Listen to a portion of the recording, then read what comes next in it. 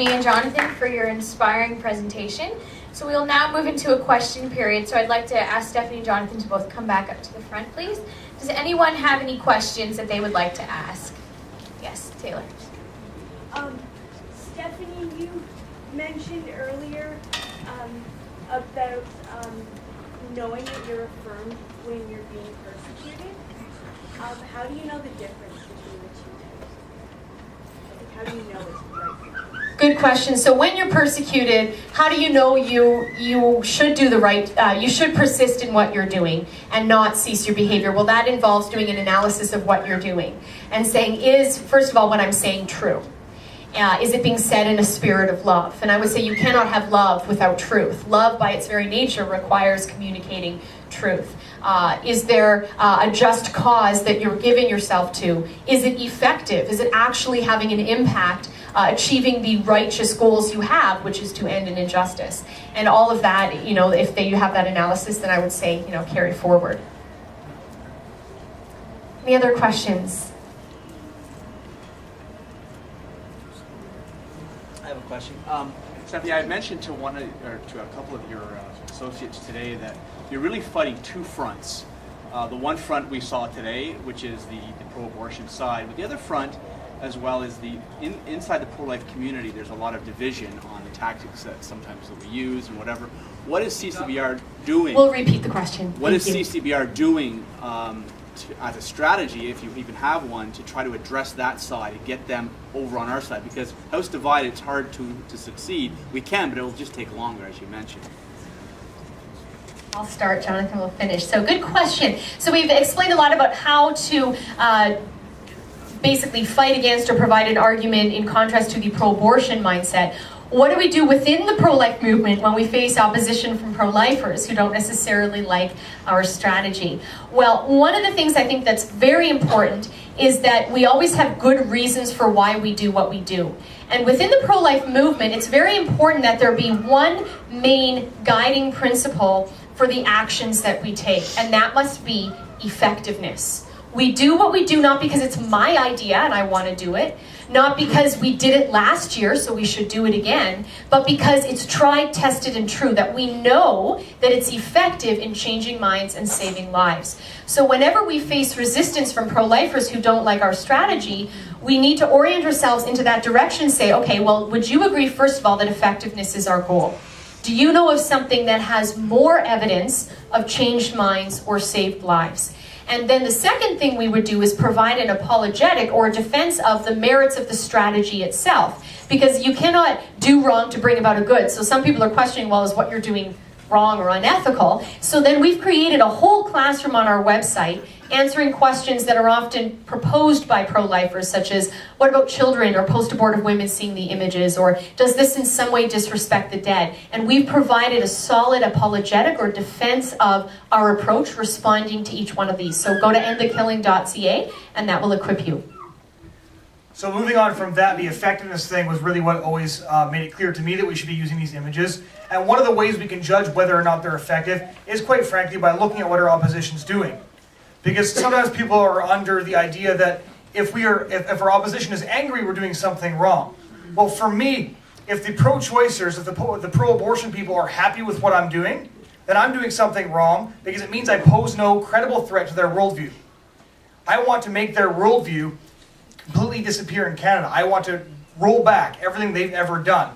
I want to change around what happened with the 1970 Abortion Caravan, and they're going to get pretty angry if we start doing that. And we've seen this time and time again. In 2008, there was an editorial in the LA Times by the head of NARAL and the head of Catholics for a Free Choice, who described why the pro-life movement is so successful in the United States. And they said one of the big things is that it's very hard to combat the visibility of the fetus and the visibility, nitty-gritty details of abortion, as they put it. There was a number of other editorials as well. Naomi Wolf is a very famous feminist. She addressed the use of graphic images by saying, hey guys, we can't get angry about these images because they're true. This is what it shows. She said that to say that the truth is in poor taste is the very height of hypocrisy. Joyce Arthur has said that she has no strategy with which to address this short of censorship.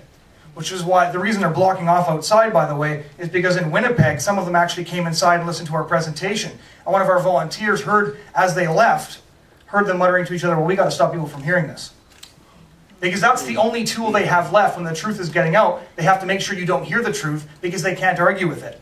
And the one other thing I would say is it's really, really, really important for pro-lifers not to lose a sense of perspective. It's very easy to hear the word abortion and write it off, say we're pro-life, but we have to really grasp the gravity of what's happening. This is almost 300 babies being shredded every single day. And some people will say, well, I wouldn't show pictures of the Holocaust either. Well, what if it was 1943 downtown Berlin? Right? That's what we're living through right now. We're living through a time when 100,000 babies are being killed every single year. And as Stephanie explained, this is effective. It's worked in the past. It's working now. And I think that it's a gravely immoral thing to completely ignore the means you have to save lives when God commands us to save lives if we have the ability.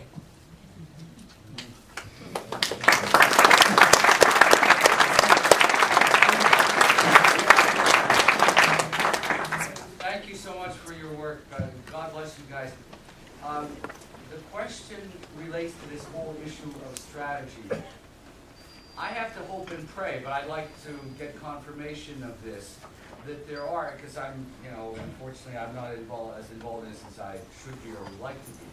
But I hope that there are people in the pro-life movement who say to you, listen folks, we support you entirely, even if we can't be too assertive about that publicly. In other words, we're never going to do anything to undercut you.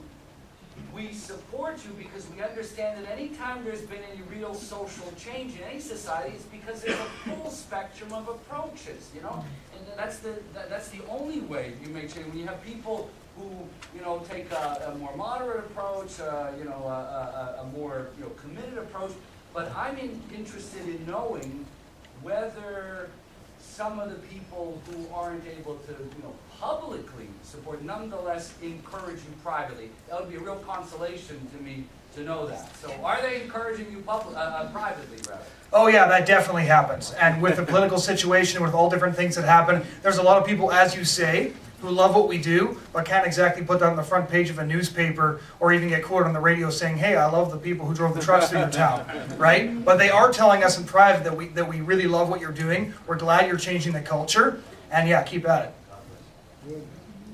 Next question, go ahead, sir. Can you tell us a little bit about how you're getting into high school? I'm excited to hear that sort of surprise as well. Good question. How do we get into high schools? Well, one of them in some way connects to Father at the back of the room who just asked the question. Father's sister-in-law, Irene Galadza, is a former teacher in the Toronto area, and she, for the past several years, has actually been booking me in high schools in the area where she taught. So often it's a local that knows people, they know principals, they know teachers, and they go to those people and say, look, you got to hear the speaker, here's a CD, a DVD, their website, and then bookings will happen that way. We do sometimes find schools unwilling to allow us in, but when they won't allow us on the inside, we just stand on the outside with our graphic images. And we have met teenagers who are scheduled for abortion, who have already had abortions. So we see there's a great need to be engaging these young people in one way or another. We find ourselves able to do it. Yeah, I think high schools are really a very essential battleground because I find too, when we go outside high schools, we reach them before they've gone to university and had their ideology sort of solidified. And the approach taken to abortion before university is generally don't talk about it. And I've noticed even when I would go home to visit my family in Chilliwack, we generally do choice chain outside the high school there, and the kids there have no idea what abortion is. And it's always their parents that are getting angry, and their parents are often getting angry because it's very inconvenient to have a pro-life kid. If that kid ends up getting pregnant, you can't take care of the problem quietly. We've seen that a lot. One of the principals actually came out of the school, and she must have failed one of her psychology courses because she blocked the signs with her body. Well, every single kid leaving that school had to see what was on my sign. So we ended up passing out a couple of hundred pamphlets in like a half an hour. And then she started trying to take those away. So the other ones got circulated like, blackmail around the school. So they were great. It is the age of the internet, What words of encouragement would you have for the members of the clergy who tend to shy away from what is, I've heard quite a few times, as this is a very controversial topic, and I cannot encourage or support members of my parish going down to pray outside an abortion facility. And the other comment I'd like to make, I really resent when there is the reference to the abortion clinic. Clinic to me is where people are healed and attended to. And as Father Frank Pavone has always said, call it what it is. Dressing it up does nothing good for anybody. Very true. What I would say to clergy who say it's too much of a controversial issue, I'll say, well, thank God for that baby killing is least controversial in our country still, right? But we have to ask ourselves, when the history books are written, and when people take a look at who sided with life and who sided with death, we know what happens when pastors and when clergy decide not to speak out on the great injustices of their day. There's a story that may be apocryphal, but is often told about a Lutheran church that was situated right along the railroad tracks in Germany when Jews were being driven in cattle cars past. And they didn't know what to do when they heard all the Jews crying out and yelling. So they said, well, we can't stop this, and we don't really want to address this issue because we'll get in trouble. So how do we deal with the fact that people are crying out as they drive past? So they would time their hymn singing for when the train went by the church. And if they could still hear the cries, they would say, sing a little louder. That's what they would say. And I would say that one of the reasons abortion has managed to flourish in our country and in North America in general is because there are too many people who are willing to say, sing a little louder when they're faced with the ugly truth of what abortion does. So I would say, your clergy, your job is to stand on the side of truth and right and justice. And what is more unjust than murdering an innocent child in the womb? I think it's also important, added to that, is to ask the question why. Why don't you want to preach on it? Why don't you want to encourage people to go out? And if they say, well, because some people are going to get upset, then we ask them, well, why do you think they're going to get upset? Well, they may have had abortions. Then you say, well, then your job as a clergyman is to minister to the wounded. And if they've had an abortion, being silent about it is not going to help them find healing. It's going to further their denial. And so for them to be truly helped, you need to bring what's buried down to the surface. In the churches, they talk about healing, but you can't have healing until you've repented. You can't repent until you can't have healing until you're forgiven. You can't be forgiven until you've repented. And you're not going to repent until you acknowledge a need to repent.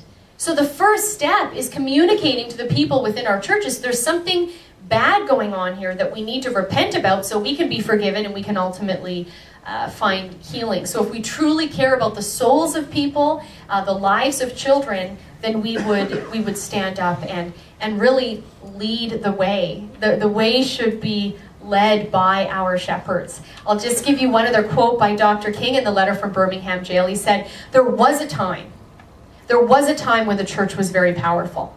He said it was in those days when the early Christians rejoiced at being deemed worthy to suffer for what they believed. He said in those days the church was not merely a thermometer that recorded the ideas and principles of popular opinion.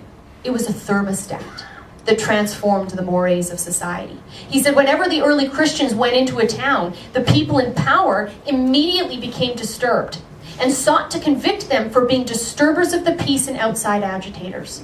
But nonetheless, they pressed on with the conviction that they were a colony of heaven, called to obey God rather than man. Small in number, they were big in commitment. They were too God-intoxicated to be astronomically intimidated. And by their effort and example, they brought an end to such ancient evils as infanticide and gladiatorial contests. We need to use those words and apply it to the abortion fight today. We'll take a couple more questions and then do one-on-ones. Yes?